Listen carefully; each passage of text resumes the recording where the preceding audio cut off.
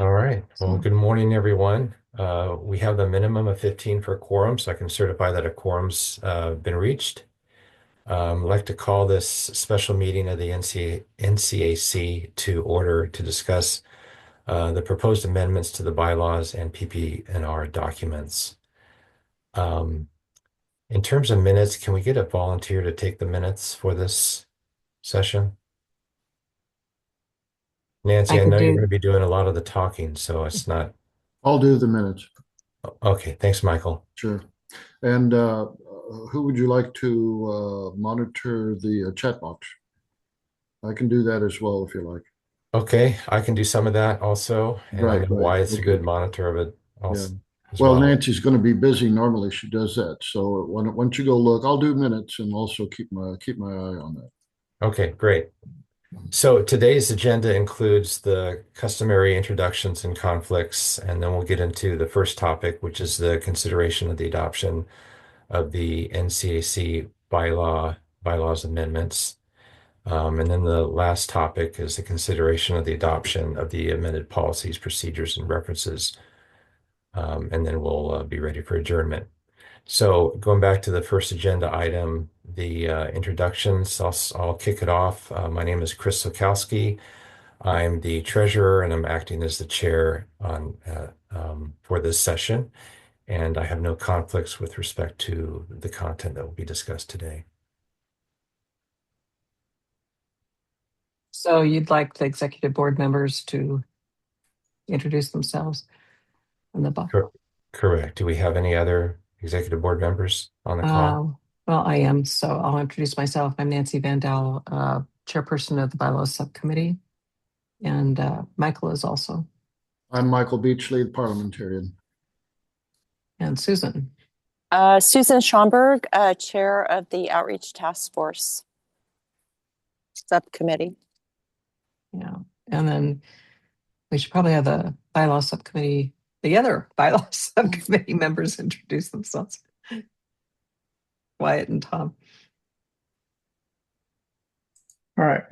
Tom Seif, I'm the editor, Bylaws Committee. Wyatt Angelo, just a member.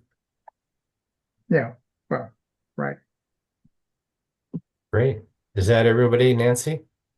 For the executive board and the committee, yes, the subcommittee, but if everybody else could introduce themselves, that would be good for the record as well.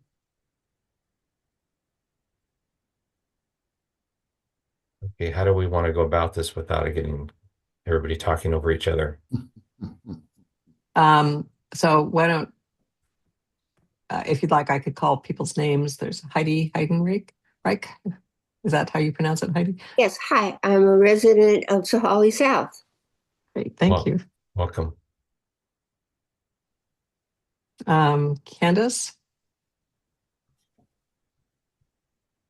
You're Candace muted. Miller, Yeah. South Beach, and also on the Communications Task Force. And as I mentioned in our earlier session, Candace has been absolutely incredible at keeping us going in lieu of a secretary, and has done amazing work with getting the website in order, sending out emails, sending out the blasts, and keeping the Google Docs going. Thank you, Candace. We're just all very grateful to you. Looks like Michael Stipe. Yes, Michael Sipe, property owner on South Beach Road. Thank you. John Moore. Yes, property owner on Hawk Drive Thank you. in the village. Yeah. Harvey. Hudson Stein, property owner on Bakers Boulevard. Thank you. Joni. Resident on Hawk Drive. Thank you. Tom Prahatic. Resident of South Beach. Thank you. Ann Sipe. Resident of South Beach. Thank you. Michael Boyle.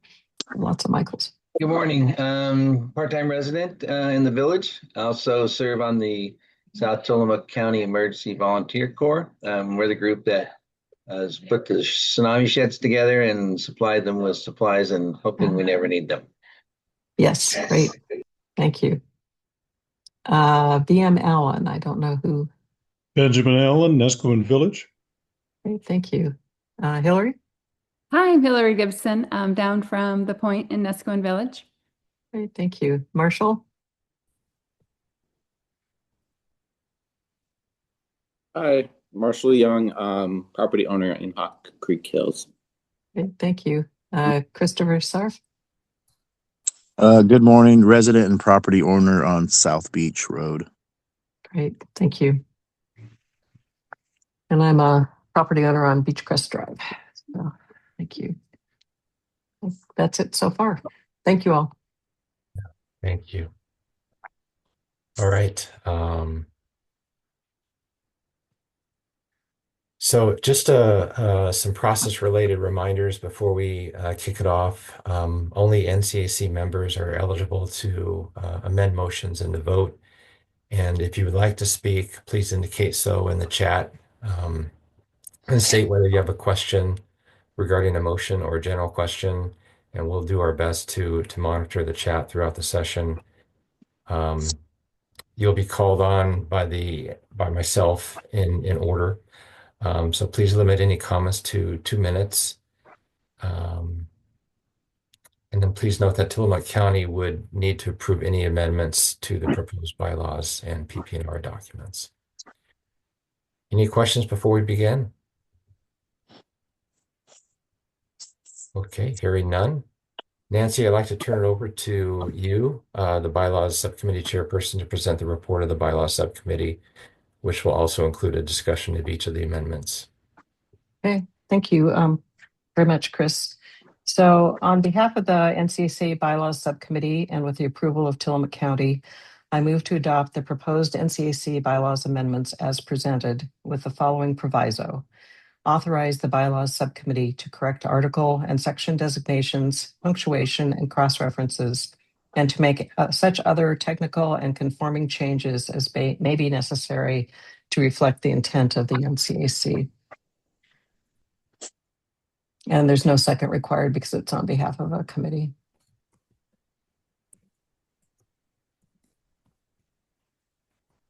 So why don't I present the amendments? And you have these in your meeting folder. Can everybody see this? Yes. So many of you have attended our feedback sessions or this past information session, but the bylaws are the main document that we use in the NCAC that governs our work. And so you can see the full bylaws in the meeting folder with they're green lined, but red lined changes in there. But this goes through the actual changes. We have 3 amendments that we're proposing, and we'll go through each of them. And then Chris will ask if there's any discussion on any of them or any amendments to be made to any of them. They're pretty simple.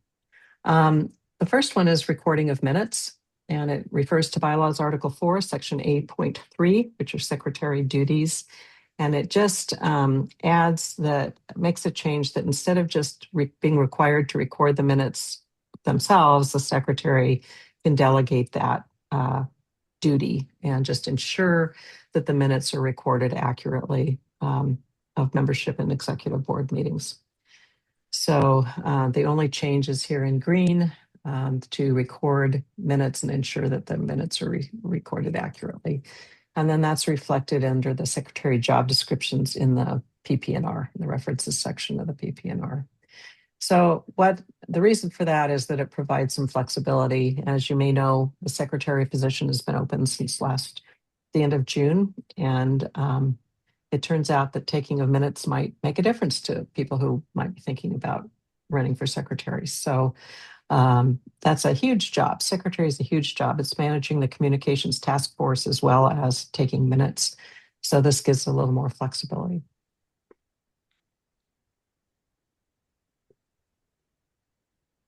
So are there any questions regarding or debate regarding this? Okay, so the second one regards leaves of absence. And so as many of you know, our NCAC committee chairperson is open because Mark had to leave because of family considerations. But as he was contemplating that, he thought possibly about taking a leave of absence. He ultimately decided he really just needed to leave, but to resign. But we realized we didn't have anything in the bylaws for that situation. So this is to fix that situation and to add to the to section Article 4, Section E on the vacancies section, the possibility of a leave of absence. So you can see the current writing of that is here. It just inserts a paragraph that an officer may take a temporary leave of absence for up to 6 months for any reason, with as much notice the executive board is feasible. Duties shall be handled as a vacancy is described in this paragraph below. Subcommittee chairs may also take a temporary leave of absence for up to 6 months, and duties should be handled by the subcommittee members as they see fit. The executive board shall determine whether an extension is appropriate. So, any discussion or amendments to the proposed amendment?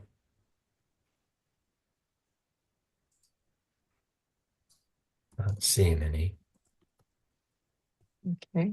Remember, if you do, just put it in the chat. We can't see you when we're sharing very easily. Okay, so Amendment 3 is kind of two amendments, but they're both under voting. Bylaws Article 5, Section E. First one is paragraph 1, and the second one is paragraph 2. So the first paragraph 1 concerns voting methods. And currently, the bylaws state that you have to have a roll call vote or a Zoom poll for every motion and every vote.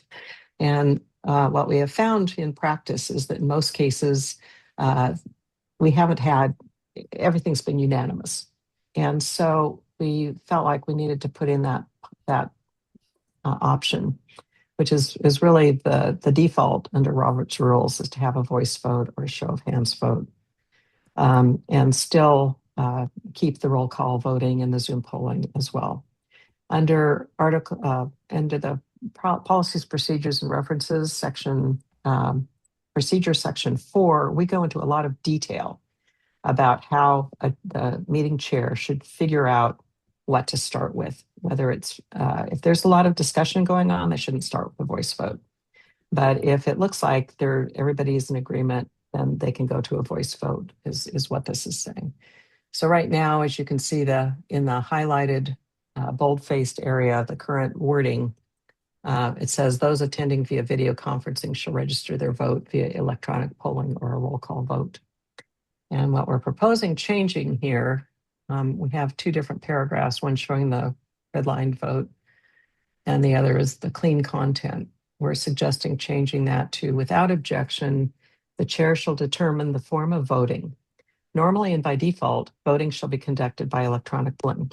However, motions appearing to have general support may otherwise be elected by a voice vote or decided by a voice vote or by a virtual show of hands.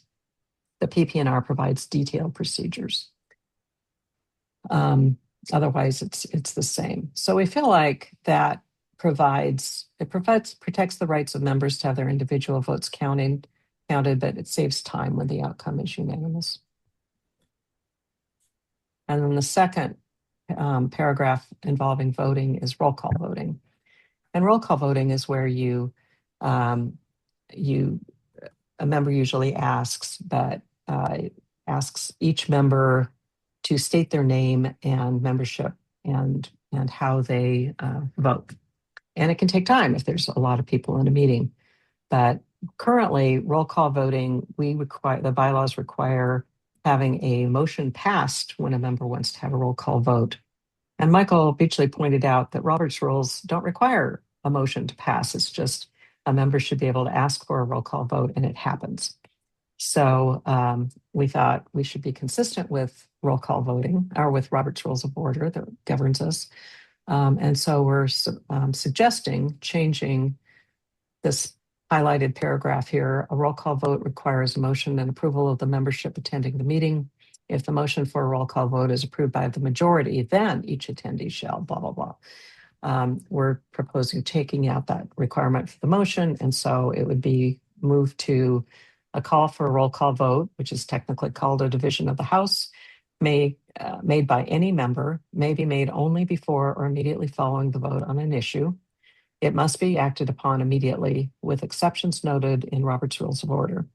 The vote will be held with each member declaring their name and membership qualification. All of that stays the same. So the exceptions noted in Robert's Rules are rare, but there can be cases where a member might want to just impede a meeting by wanting a roll call vote for every single thing that happens. And so there are ways to handle that under Robert's Rules, but typically it shouldn't be a problem. So in today's meeting, because it's so important, we're doing Zoom polling, which essentially is the same kind of thing as a roll call vote. It's a slight difference. But basically, we're trying to remove a more arduous requirement to call for a roll call vote. So, and that's it for the bylaws motions. Thanks, Nancy. Any discussion or amendments to this particular item?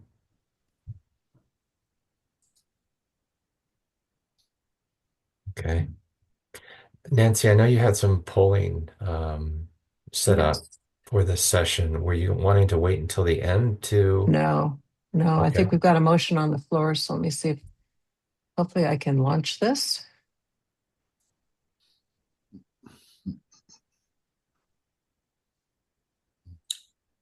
And are we doing this separately?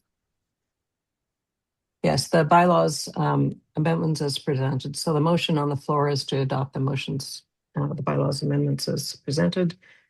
And you guys should be able to start answering now. You can read the motion. It's appearing. Is anyone having any trouble with the motion? Also, if there's more than one person at a computer, we can count a second vote separately. You just have to state. And I'm on my phone and can't see it. you cannot see it on your phone, then you can just verbally answer the motion, Harvey, and we'll count that in the vote separately. I vote aye. Thank you. And also I cannot vote, so I am voting aye.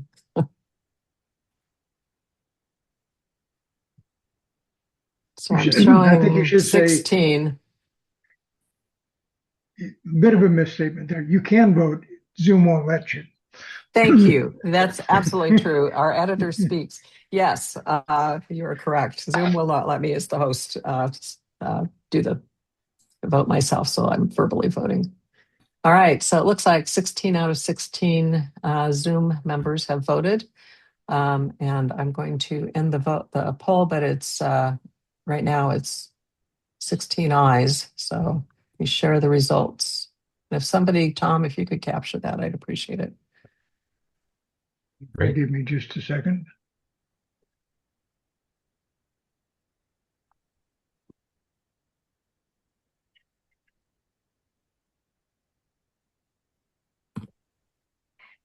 And I think for this one, we just needed 2/3. 2/3, correct. And right now it's unanimous. Yep. Okay. So 16 ayes, 0 nays, and 0 abstentions. Great. All right, Nancy, we ready to move on to the amended PPNRs? Yes, thank you, Chris. So on behalf of the NCAC Bylaws Subcommittee and with the approval of Tillamook County, I move to adopt the proposed amended NCAC Policies, Procedures, and References, PPNR document as presented with the following proviso. Authorize the Bylaws Subcommittee to correct topic, title, and section designations, punctuation, and cross-references, and to make such other technical and conforming changes as may be necessary to reflect the intent of the NCAC. It's on behalf of the committee, so no second is required. Any discussion or amendments to this particular item? So we went over these changes in the information session, but would anyone like to go over to see the document and see what we've done and go over that at this point, because if you do, we can certainly share the document.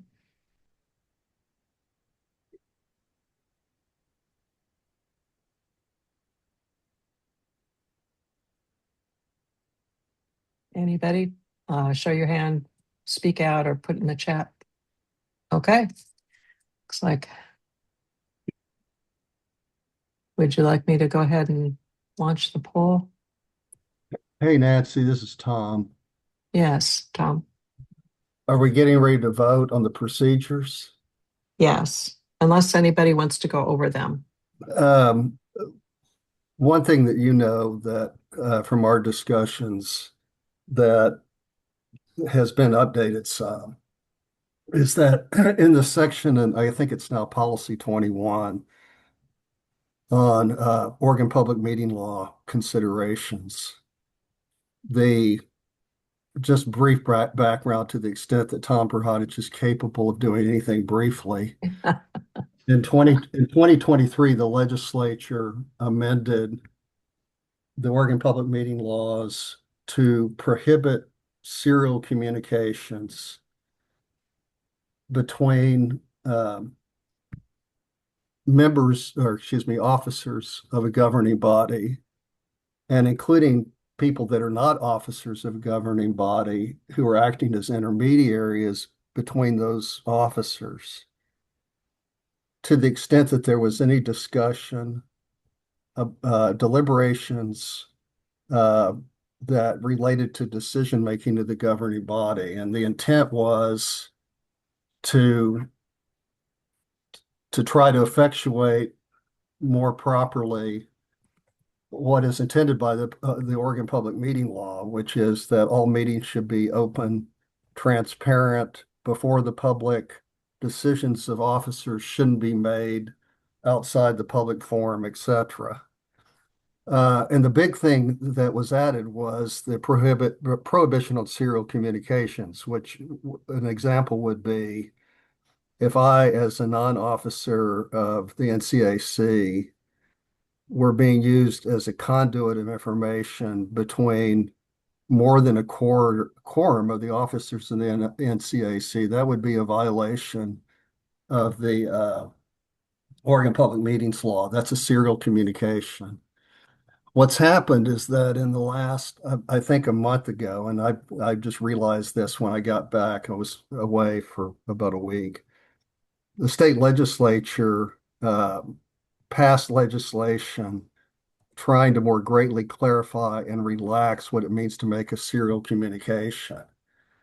The Oregon the Government Ethics Committee and journalists throughout the state and public interest groups are calling on Governor Kotek to veto that legislation, which she has to do by April the 9th, and if she doesn't act, it becomes law.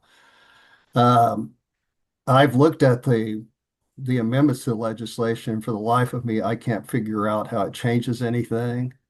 Maybe it's something I'm missing, but it's possible that one part of it may change in April and may affect this section, at least as it relates to serial communications, a bit. And so I just want to alert you to that.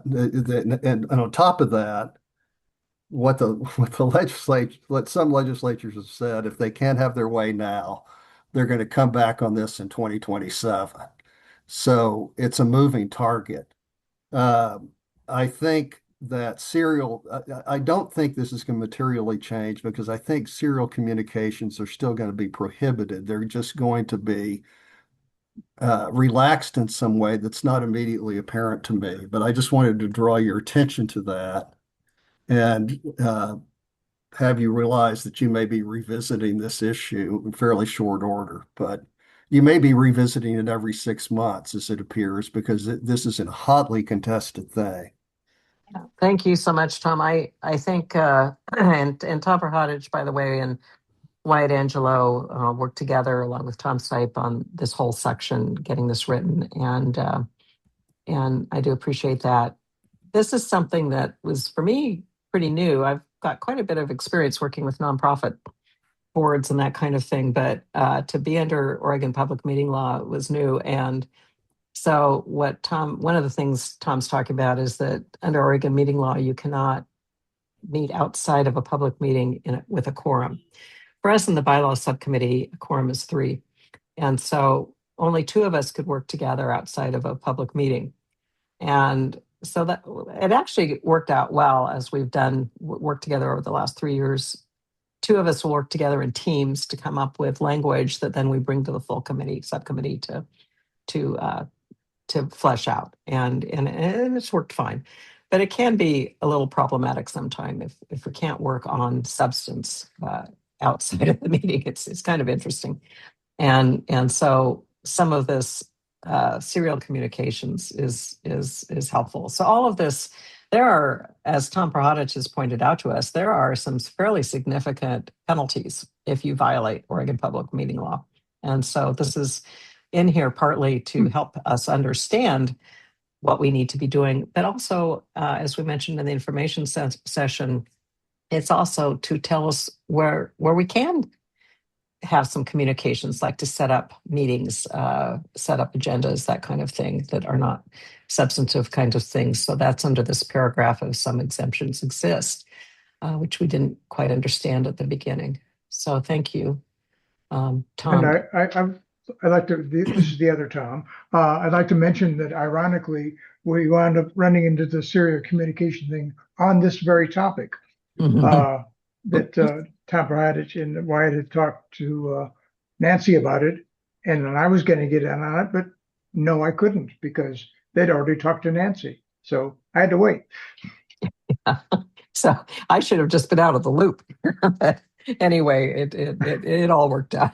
So, the other thing that's important about it is that officers of a governing body can always have private conversations with other officers about decision making to the extent out of public view, to the extent that they don't, in having such conversations, ever constitute a quorum. And public members who are not officers can always talk. I mean, this is just Democratic Principle 101 to officers of a governing body, except to the extent that they're being used as an intermediary to communicate information between officers, which would be really an intentional act to get around the quorum requirement. And so that's also later in that section. You know, public members who are not officers are never prohibited from talking to officers of the governing body to the extent that they're not being used as intermediaries. The question, it appears to me that the big problem has been that members of the press talk to an officer of a governing body, and that officer of it communicates to member of the press, this is what I'm thinking. And that goes out into the world through journalism, through the press, and the press is concerned that they might be attacked for being intermediaries. And so in part, what the relaxation of the rule is intended to do is to deal with that problem. But it's more than that, but it's just not clear to me. The serial communication, I think, is still going to be prohibited. The question is, what is a serial communication? Yeah. Okay. Thank you so much, Tom, for staying on top of that. And you're right. This is a living document, as is the bylaws. So we may be coming back to you for an update as the law changes. So thank you. Are there any other questions while we've got this document up? You can see anything in green is new. You can see most of it at the beginning, particularly, is already approved from last year. We went over all these in the information session, but if you guys do have any questions, we can go over it here. You see, we've done quite a bit of work, but this is the voting, and this kind of interesting because it follows on with the bylaws to give the meeting chair lots of detail on how they should be handling votes. So anyway, I'm gonna, lots of stuff in the references section. It's new in terms of nothing new to the map, but this is a new map here. The area map here is not changed. That would be bylaws. But anyway, really fleshed out the job descriptions. And again, reorganized quite a bit by Tom Stipe in a very good way. So, apparently I'm using motions here. I'm not used to these Zoom things. I've been waving my hands and so sorry. Do we have anything in the chat? Anybody who's monitoring the chat? Okay, thank you. Haven't seen any. Oh, chat's clear.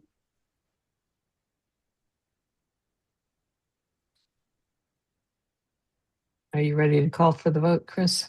Yes. Do we need a motion to call for the vote? No, the motion's on the floor. Just need to do the poll. Okay. Okay, let me. I think it's question 3.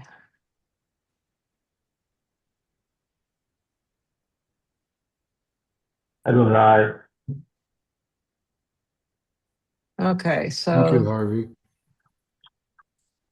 Thank you, Harvey. I vote aye. Votes are there if anyone's looking. Hopefully you see people voting.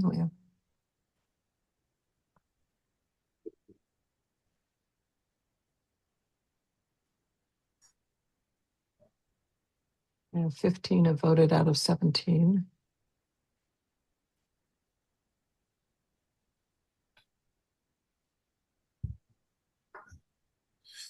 You vote. If anyone's have any problem voting, Vote.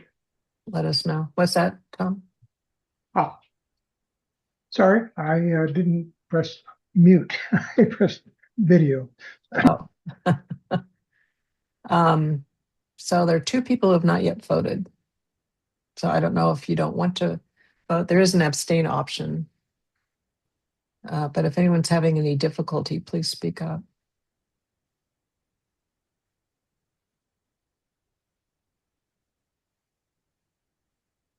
Or if you're not a member, then I guess that would also be, thank you for not voting. I think we're ready to stop. We're there. Yeah, we're there. So at this point, 15 out of 17 have voted. All 15 have voted aye, no nays, and no abstentions. And then there's 2 more votes for Harvey and for me that are ayes. So unanimous voting. And this is a simple majority requirement. Have you captured it, Tom Stipe? I haven't seen the summary yet. Oh, on the and screen. poll. That's why. Share results. Okay. User error here, sorry. See it now. Got it. Okay, thank you. All right. All right. That was the last agenda item before adjournment. Was there anything else that we wanted to discuss before adjourning? No, Yes. if you could just declare the motion passing. Okay. So how do you want me to frame that? However you want. Say the motion passes. Yeah. All right, the motion passes. Thank you. And Chris, I have to just commend Chris for taking this on today. This is a more Yeah. formal meeting than normal, so thank you, Yeah, Chris. good on you, Chris. You're in trouble now, boy. I have a motion. Yes, go ahead. I move that after 3 years, the bylaws subcommittee go have a party. I second the motion. Yeah, right. Thank you, Harvey. Just have to pick a So- location. Yeah. We have gotten together without talking any substance once a year for lunch, so that's been nice to meet in person. But yeah. So I am assuming you're joking, Michael, and as I am. parliamentary, you do not I have am. the motion on the floor, so we will just clarify that. Could rule the motion out of order. Yes. Yeah. And, Well, I just want to thank the committee so much for all the work. And also, I want to thank Chris and Tom Pahajich and Guy Sievert and all the people who have attended and commented on the bylaws and the policies, procedures, and references this year have been great. And for many of you who have attended in past years and commented, so I want to say thank you. It really has been a community effort, and I think we're stronger for it. So thank you. yeah, agreed. I don't believe we need a motion to adjourn since we've covered all the agenda items. Is that correct? We're done. Okay. And thank you, Chris, for doing this. This is a good step up. You're very welcome. And thank all of you for coming and sitting through the exciting world of bylaws and policies and procedures. Looking forward to the sequel. Yeah, it's the only document longer than War and Peace. Well, thanks thank everybody. you, Thank you, everybody. You did great work. Really, Yeah. really important work, though. I mean, really important work. Thank you. Remember. Yeah, Can I see thanks to something all in of the you. chat here from Heidi? Thank you. So I think you just have to say meeting adjourned at the time, Chris. Meeting adjourned is 10:36. 10:36. Thank you. Hope And I'm everybody going to enjoys stop. the nice sunny day. Thank you. I'm Take going care. to stop recording.